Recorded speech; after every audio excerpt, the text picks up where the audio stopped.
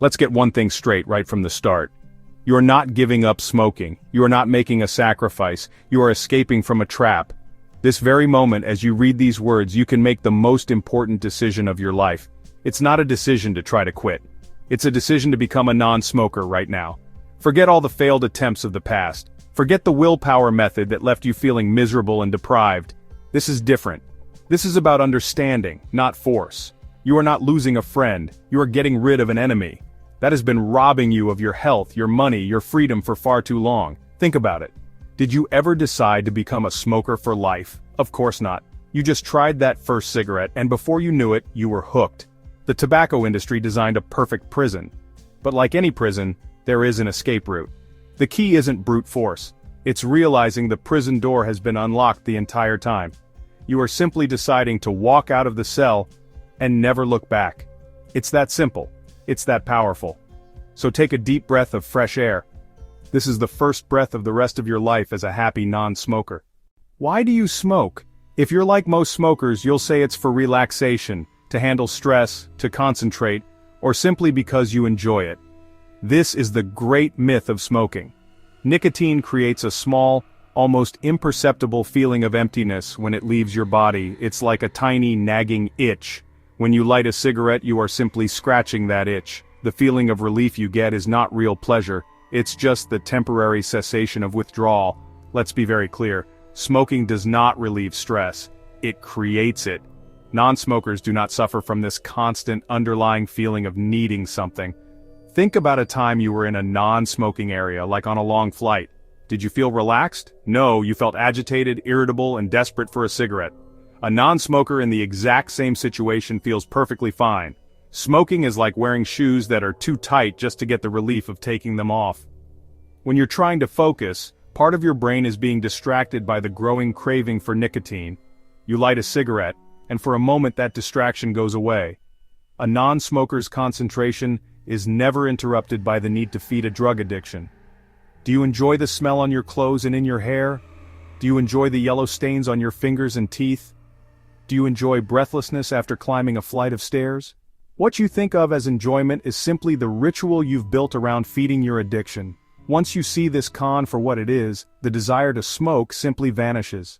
You've made the decision. You are now a non-smoker. Fantastic. So what happens now, in these first crucial minutes? The first step is to get rid of all your smoking paraphernalia.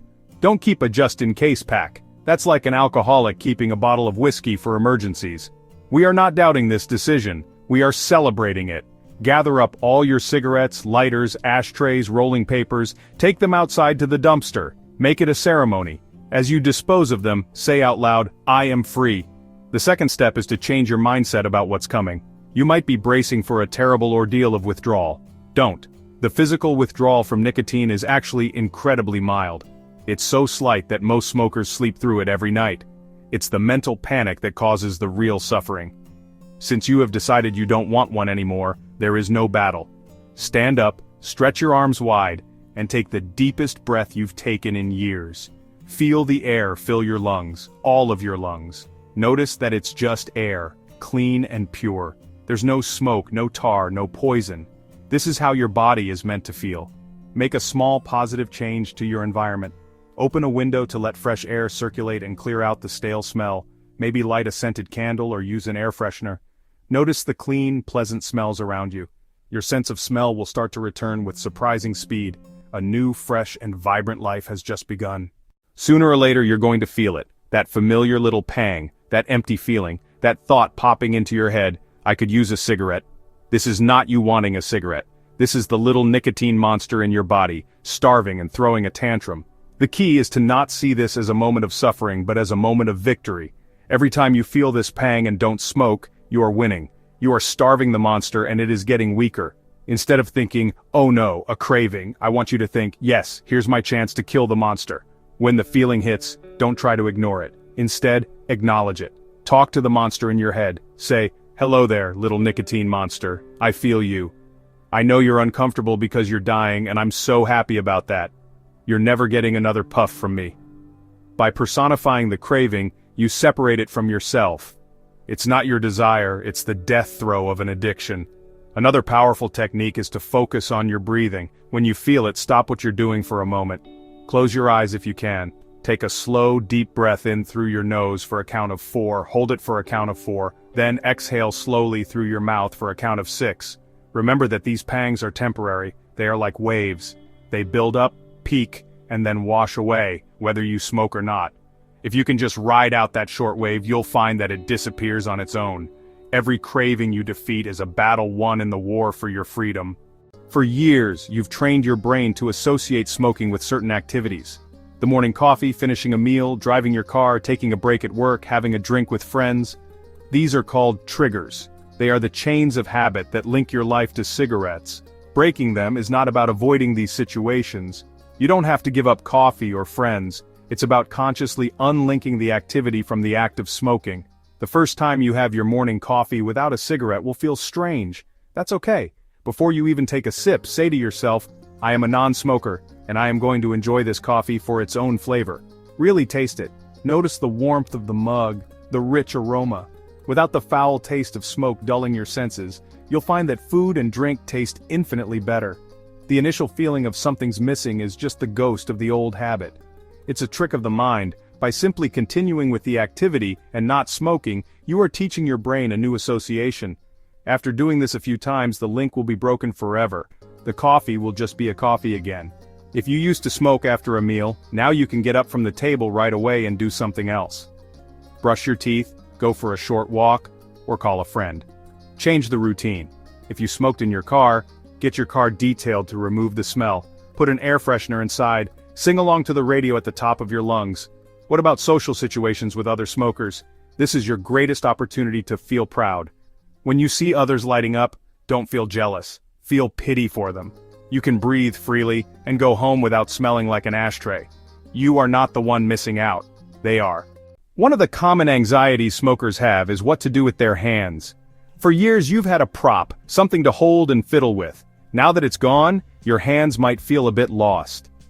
This is a perfect opportunity to find simple, healthy replacements. Carry a small stress ball, carry a smooth stone, or even a pen that you can click or twirl. The physical action of holding something can be surprisingly comforting and can easily replace the habit of holding a cigarette.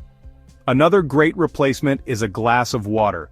When you feel the urge to do something with your hands and mouth, take a slow sip of cold water. Keep a water bottle with you at all times.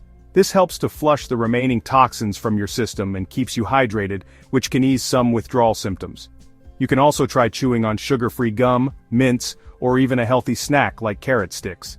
This satisfies the oral fixation aspect of the old habit in a way that is beneficial for your body. Think about all the time you're getting back. If you smoke 20 cigarettes a day, that's nearly 2 hours of your day that you are dedicating to slowly poisoning yourself. What could you do with an extra 2 hours every day? You could start a new hobby, read a book, learn a few phrases in a new language, or go for a walk. Make a list of things you've always wanted to do but never had the time for. You have the time now. This is also a chance to reconnect with your body through movement. When you feel restless, instead of reaching for a cigarette, do 10 push-ups or a few simple stretches. Go for a brisk 5-minute walk around the block. You are replacing a destructive habit with a constructive one that builds your health instead of tearing it down. The moment you extinguish your last cigarette, your body begins an amazing process of healing. The rewards start immediately. Within just 20 minutes, your heart rate begins to drop back to normal. Your blood pressure begins to drop back to normal, reducing the strain on your heart. Your circulation starts to improve, which is why you might notice your hands and feet feeling warmer. These aren't just numbers on a chart. This is your body sighing in relief. Within 8 to 12 hours, the carbon monoxide level in your blood drops dramatically, and the oxygen level rises to normal. With carbon monoxide gone, your entire body can breathe again. This is why many people notice they have more energy within the first day of quitting. After only 48 hours, your sense of smell and taste will start to return to their full, vibrant potential. Food will have more flavor. You'll smell the rain, the flowers, the coffee brewing. Any damaged nerve endings begin to regrow. By the 3-day mark, the nicotine is completely out of your system. The physical withdrawal is over. As the weeks and months go by, the miracles continue. Within 2 weeks to 3 months, your lung function increases by up to 30%. You can walk upstairs without gasping for air. You can chase your kids or grandkids around the park. Your smoker's cough will disappear as the cilia in your lungs regrow. In 1 year, your excess risk of coronary heart disease is cut in half. At 15 years, your risk is the same as that of a lifelong non-smoker. You are literally turning back the clock. The physical benefits are astounding, but they are matched by the incredible mental and emotional freedom you will gain. Do you remember the constant low-level panic of being a smoker? The anxiety of checking if you have enough cigarettes for the night? The stress of finding a place where you're allowed to smoke? The fear of being on a long flight or in a meeting and not being able to get your fix? That entire mental burden is now gone. This freedom brings an enormous boost in self-esteem and confidence. You have accomplished something amazing. You have broken free from a powerful addiction. This success will spill over into other areas of your life. You'll feel more in control, more capable. The feeling of shame that many smokers carry evaporates. It is replaced by profound self-respect. You are no longer a slave, you are the master of your own choices. Think of the financial freedom as well. Take a moment to calculate how much money you are spending every week, every month, every year. That money is now yours to do with as you please. You can save for a vacation, buy something you've always wanted, invest in your future, treat your loved ones. Every time you would have bought cigarettes, transfer that money into savings. It's a daily reward for your freedom. Most importantly, you will rediscover a sense of calm and contentment that you may have forgotten was possible. Smokers believe cigarettes calm them down, but they actually create the anxiety they pretend to solve. As a non-smoker, your baseline level of stress will be much lower.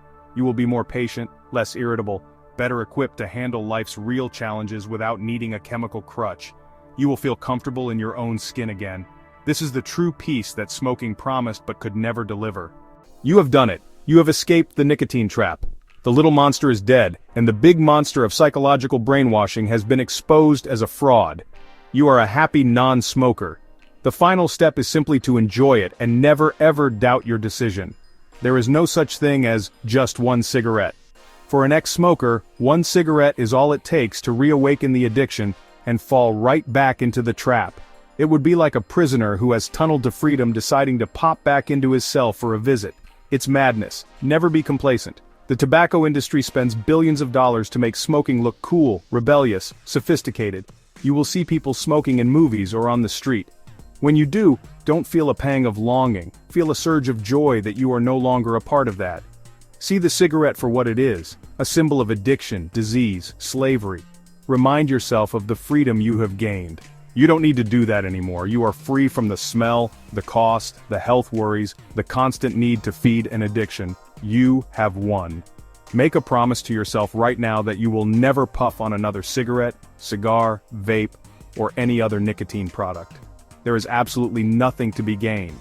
It will not solve a problem or make a good time better. All it will do is reintroduce poison and reactivate the addiction you fought so brilliantly to defeat. Your life as a non-smoker is infinitely better in every single way. So go forward and live your wonderful, smoke-free life. You are a non-smoker. The desire is gone. There is only the joy of being free. Congratulations, you did it.